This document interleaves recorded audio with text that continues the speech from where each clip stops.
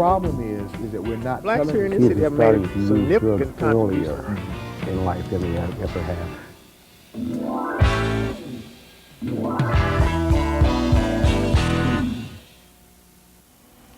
Welcome to Minority Focus. I'm your host, Jimmie Moore. Hope you've been observing some of the things that are happening around town, a lot of new things going on. We've had enterprising young man that's opened an eating establishment, if you will. There's even a new cab service here. So check those two things out.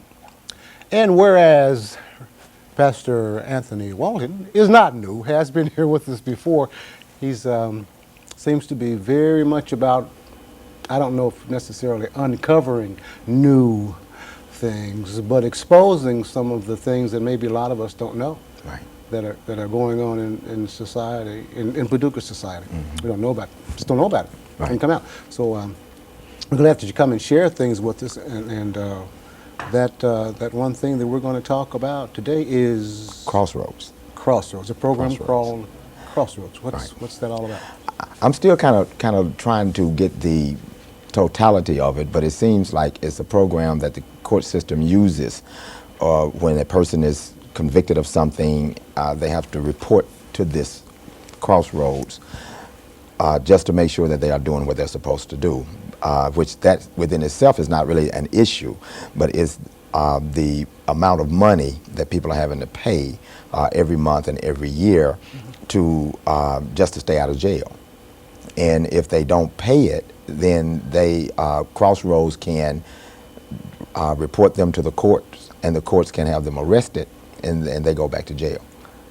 So and what happens a lot of times is that regardless of whether they report or not, if they come up and pay the lump sum of money that they owe, then they stay out of jail. Right. So I don't know if it's really trying to check up on them or support them or trying to make sure that they're doing the right thing, or if it's about the money.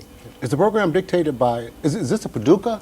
It's a or- Paducah thing. I've never ever heard of it before I came here, and I don't know all the fine details about it. But what I do know about it, I don't understand it because it just seems like it's organized to make money.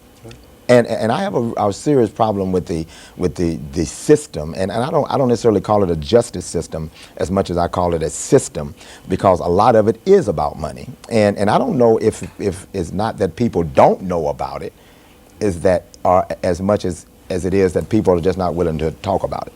Is it about being in arrears? Like if you get behind so much child support and whatever that amount is this what it's about? Is it getting behind in your child support payments, or? Well, from what I understand, is whatever your charge is. Say for instance, you get caught without insurance, Okay. and you get caught a couple of times. You have to go to court. You got to pay a court fine, and then you have to report to Crossroads every month, just so they can make sure that you have car insurance.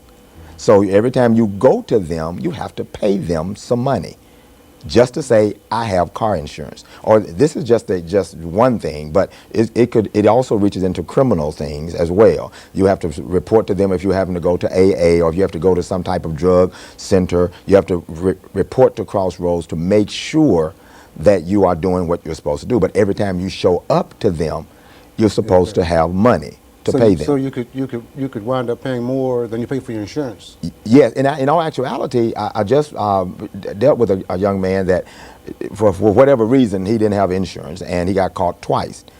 And now he has to pay a fine, a lot of money in a fine, court costs, and Crossroads, which within that year of paying all of that, he could have had insurance for 2 years, Right. or 3. So it's a lot of things that are not, that we should do ourselves, so that we don't have to get caught up in this thing. But it's all about the dollar, and that's what I have problems with. Right. Well, see, they're going. You know, somebody's going to watch this show, and the first thing they're going to say is, "Had no business in the situation in the first place. You should have worked, had a job, made money, you drive a car. You should have had it insured." They're going to say, in the case of child support, had no business going out there making all them babies nowhere. You know, you young boys ought to learn how to wrap it up, as they say Right. on BET. You know, that you put yourself in this pickle and you deserve this. And all of that is understandable why people would feel that way, but it still does not negate the fact that there is still a situation. Regardless of how much they should have done, nobody can go back and undo anything that they've done. People make mistakes. They find themselves in a system, and sometimes what the system does, instead of trying to help cultivate and get them better, it seems like the system keeps them locked into But it. at the same time, Pastor Walton, on the other hand, you know, some guys, no matter how many breaks you give them, they'll take all you give and some. You know, like if you said if they've been stopped, say twice for having no insurance, and you say, all right, I want you to get insurance. You check on you, come to court and prove you got insurance. The guy don't show up to court to prove he's got insurance. They put out a warrant on him. They stop him, he's got no insurance, he gets another charge for not having any insurance. And he goes to court, and that process keeps going. Would somebody look at this as a stopping place, a stopping point? Okay, we give you breaks, we try to help you out here, give you X number period of time to get this money together and get these driver's license and get this insurance or whatever. We're gonna work with you like that. Then that's not working. Then it's okay, we're gonna you know, nip this in the bud. We're gonna make it a little harder on you. Can it not be seen like that? Well, I think a lot of situations depend on the particular person and the condition that they're in. The court system doesn't really know, most of the time don't really care what kind of condition I'm in. For the most part, the people that are struggling usually have some type of criminal record, usually can't really get a job like they need to. They're trying to survive, they're trying to pay child support, they're trying to keep food on the table, they're trying to keep a car or whatever. Sometimes, I'm not making an excuse for people not having insurance. You ought to have it. But sometimes it's not that easy. It's not that easy to get the insurance and to pay all the court costs, come back to court, you don't have it, then what? And sometimes by you adding more onto that, what is already a problem, it makes a person just say, well, forget it. You know, I'll wait till they catch me. Yeah. So that guy who maybe was struggling, really wanting to get it done, trying to get it done, really.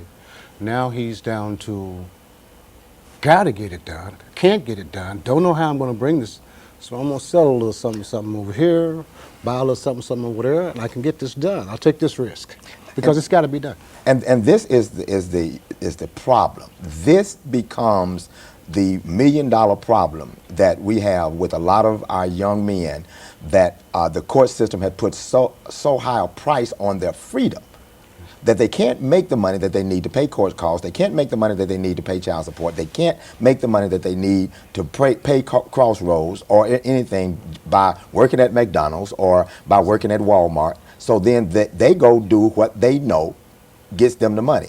I have literally talked to young men that said, I got to sell this to keep from going back to jail. Right. And so what are we doing? Are we producing people to go out and sell drugs just to pay court or pay Crossroads or to pay their attorney or to stay out of jail? And this is the problem that a lot of our young men have. I'm not saying that it's an excuse for what they're doing, because some of them were selling drugs before they even got caught. But then now they feel like you are forcing me to do something that I know is against the law. Crossroads doesn't have any, there are no ifs, ands, or buts about it. Crossroads is unmerciful.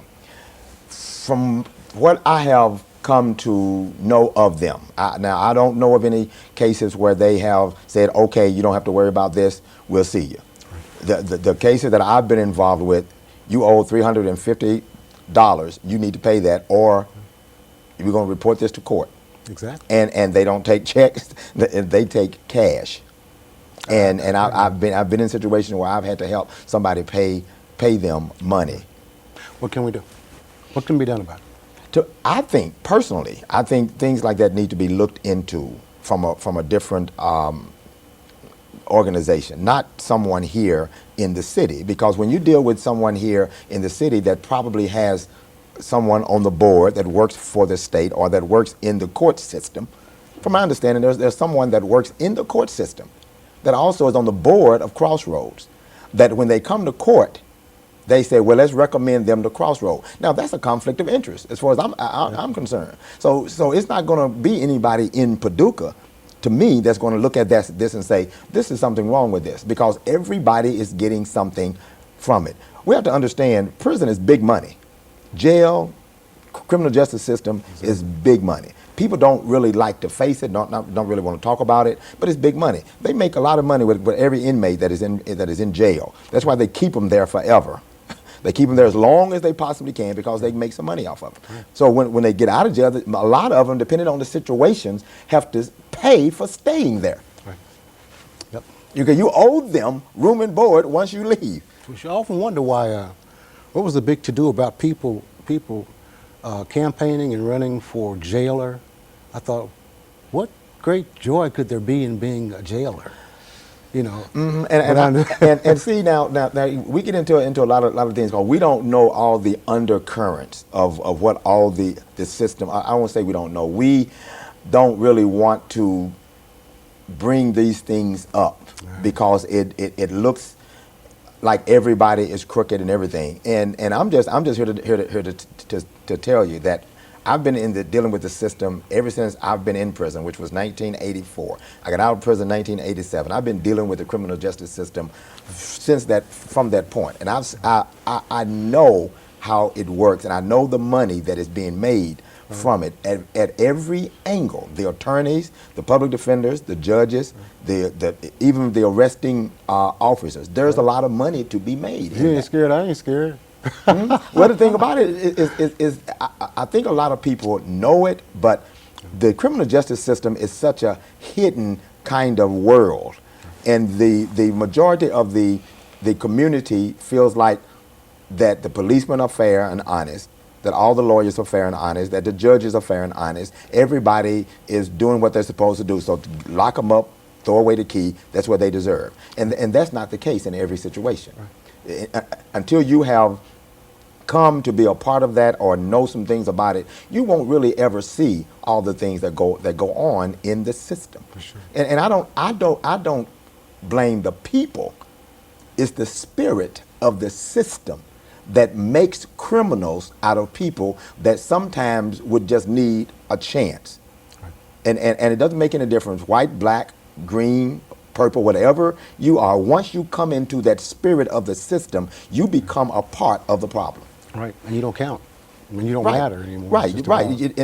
And sometimes people feel like, well, if a black person would get into it and do this, maybe things will work. Well, I have to disagree with that too, because the majority of the ones that I have come in contact with personally were more damaging to me than anybody else was. So therefore, it's the spirit of the system that people get locked into. Right. And whether they're judges, lawyers, or prosecuting attorneys or whatever, they get locked into that spirit. And the defendant, who is probably guilty, who's probably done something wrong, right, once he gets into that system, it's hard to get out of that, right, because it follows you. You can't get a job once you get out.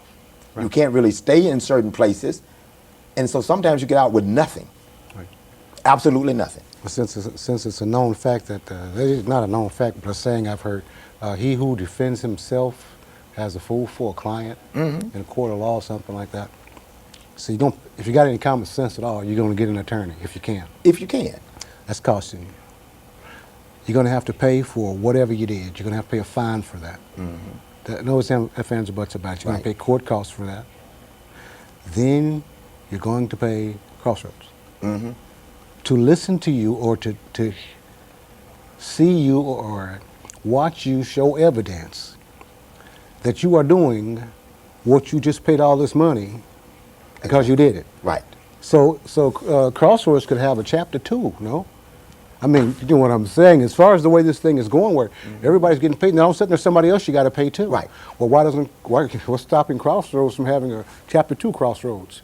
Right. After you get done with us, you got to go over there and show that guy too. Exactly, and it's possible. So there is actually a never-ending cycle of what can be done to make more money. How long has this been in effect? I have no idea. All I know is I've been here coming back and forth for about 7 years. We just moved about 2 years ago, and I've heard of it since I've been here. So I don't have no idea how long it's been in effect. But you've seen some of the faces that are involved with it, you know. Yes, sir. And it is always about the money. It's like I don't mind. I've had this for a year, but as long as I'm on probation, as long as I'm on parole or whatever, I gotta go pay them.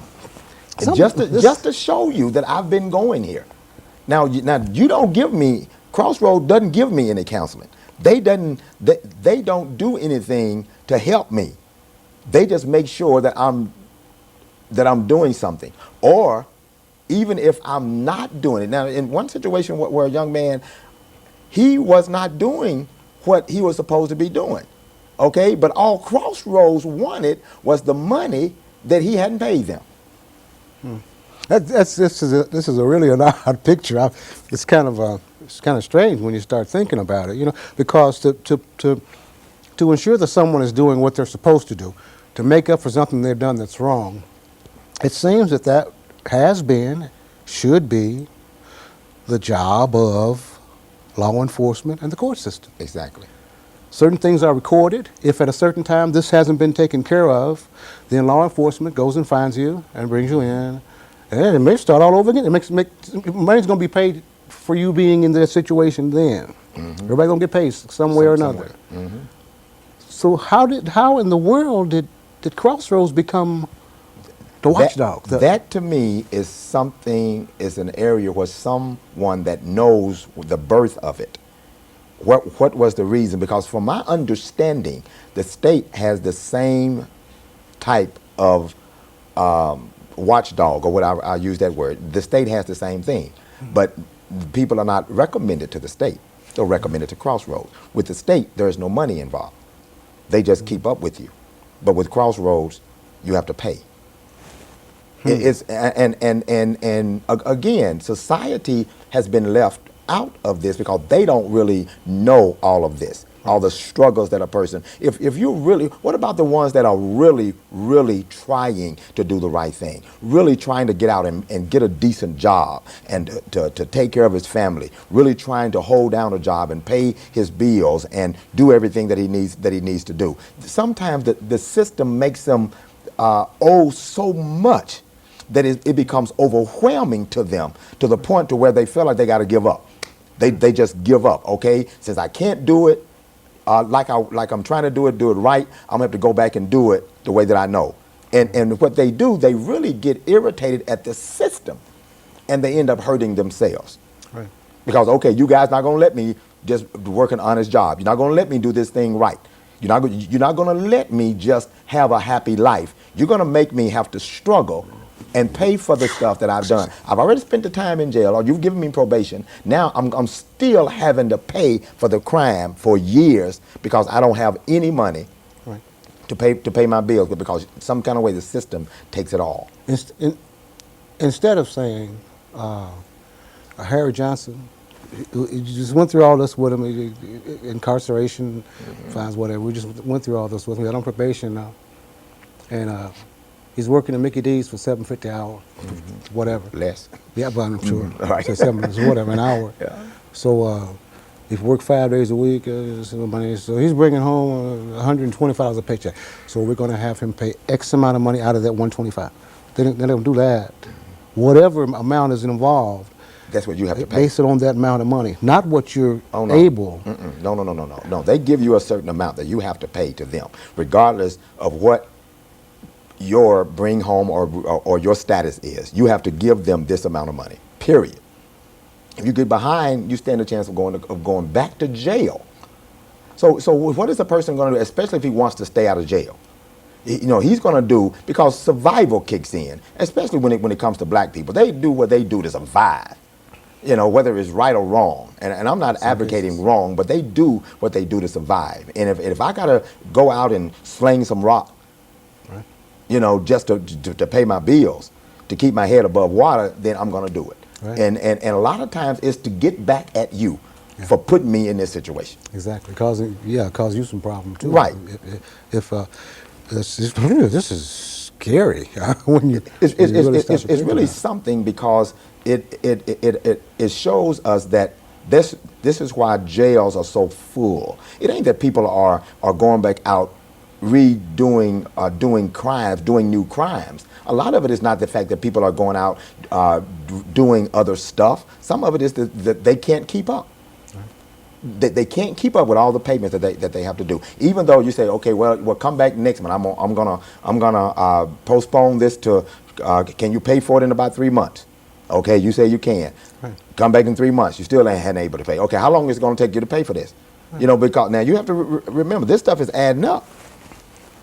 You know, and you can't pay for this. So how long can you give them? So they give them anything to be able to walk out the door. Exactly. Long as you don't arrest me today, I'll tell you that I'll pay it next week. Exactly. And so you go there and you have no intention because you don't have any money. You're barely making it with what you have. And I used to teach my children when they were growing up. You owe somebody something, or there's something you're supposed to pay. Pay attention to it, even if you can't pay it. You pay attention and be in some kind of communication with that person you're supposed to pay it to. Exactly. Even if you tell them a lie. If you got the money in your pocket and you can pay it, tell them a lie, say you ain't got it. But say something, do something with that indebtedness. That's the ignore thing it. that I try to get them to do. At least do something. Don't go to court without having paid anything at all.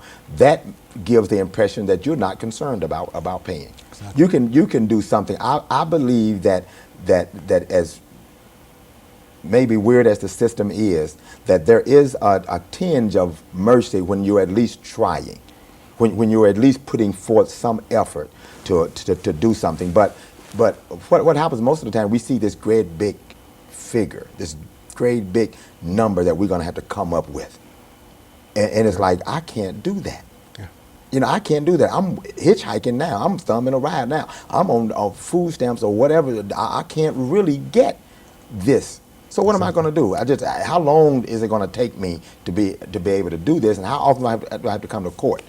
Right. Well, we've got kids and the young people in my family that are like that. You know, one or two over here don't do anything at all, and then there's one over there that works 2 jobs, and sometimes 3. You know, if they can get a hold of it. You know, and they don't seem to have the problems that the ones have that don't do anything at all. You know, and like that.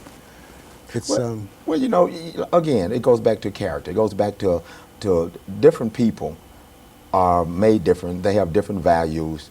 And some people, I think we've been mentioning the last time I was here, some people probably need to be in jail, probably need to be in prison because they've got this mentality that the world owes them a favor. But even with that, there's a root problem somewhere. There's something going on that has not yet been tapped into by somebody. I don't think that people are just born evil. I don't believe that. I believe that there are those that have something has happened to them, and something has set in to make them feel like that the world owes them.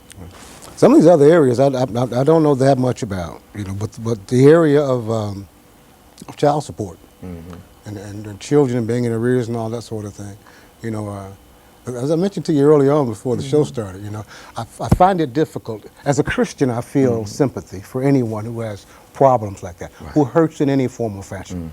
But I don't have an awful lot of respect and regard for men who have children and have to be made by the court systems to take care of those children. That I agree with that 100%. I agree with that 100%. A man to me is not a man when he brings a child into the world and refuses to take care of him. I don't consider him as a man. I can understand struggles, I can understand trying, but I don't understand doing nothing at all. And I think it is a shame that the court system has to make you support your own child. I think that that's a shame, and I don't have any sympathy for them either. But what I do have a problem with is when they owe $12,000. And there's no way they can pay that, and you send them to jail. You arrest them, and they can't work while they're in jail. Exactly. You know, to even begin to pay. So whatever little job they had, now they've lost it because you got them locked up. Unfortunately, it can't be like, okay, you behind, or you owe this amount of money, so we're gonna lock you up for for 6 months, and when you get out, half of that amount of money will be gone. Not the case. And you'll have the other half to pay for it. Well, you done caught it twice. Right. You got to. Because as you are in jail, the money is constantly multiplying. Exactly. You know, so when you get out, you have more. You owe more now than you owed when you went in. Vicious.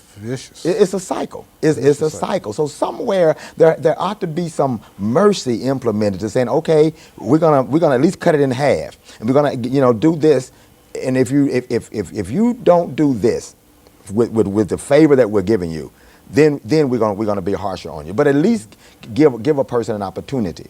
Give them a chance. And this is me. I think mercy sometimes helps develop people into better people than you just kicking them in the teeth when they're already down. Right. That's the problem that I have. This station ran a little clip, I think we call it a PSA, on television the other night about mercy.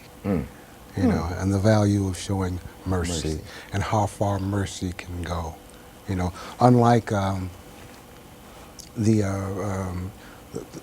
big man who had so much money and the two guys that owed him money. Right. And, you know, and to the one that owes him a whole bunch. Right. He says, don't worry about it, I forgive you. And he in turn goes to somebody who owes him nothing. Nothing. And grabs him by the chokes him. throat and says, give my money. Right. You know, mercy should be passed down. It should be. And all there needs to be is a start somewhere for somebody to start that and start a mercy ball rolling. And maybe... I think things were, for some people, and like you said earlier, some people are not going to ever change. But there's some people, all they needed was an opportunity, was some mercy. Somebody once in their life, give them a chance. Right. We got a couple of minutes left here, and this could go into a whole bunch of areas, you know, because we can get into talking to the young girls some more about taking care of themselves, and these young boys about taking care of this, Yes, sir. and the school system not teaching that, and And the parents and all that. Just first, that's up top. Yes, sir. I've always felt anyway. But when I first started doing this show, Tom Butler told me that I could do anything I want. That's fun. You were talking earlier about maybe exposing some things that people don't want to look at. Right. You know, and whereas I think I know the boundaries to which I can go. Okay.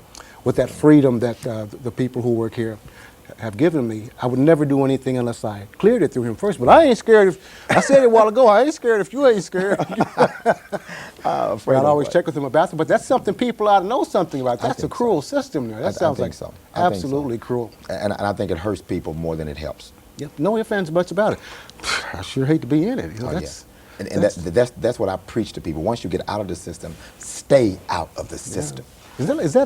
That's catching 22, isn't it? Yes. That's the same thing as catch 22? Yes, sure is. No matter which way you turn, No matter which way you turn, you're going to get burned. You're going to get burned. And that can kill you. I've seen it in younger guys' eyes. Oh, yeah. That like, hatred. What am I going to do? Exactly.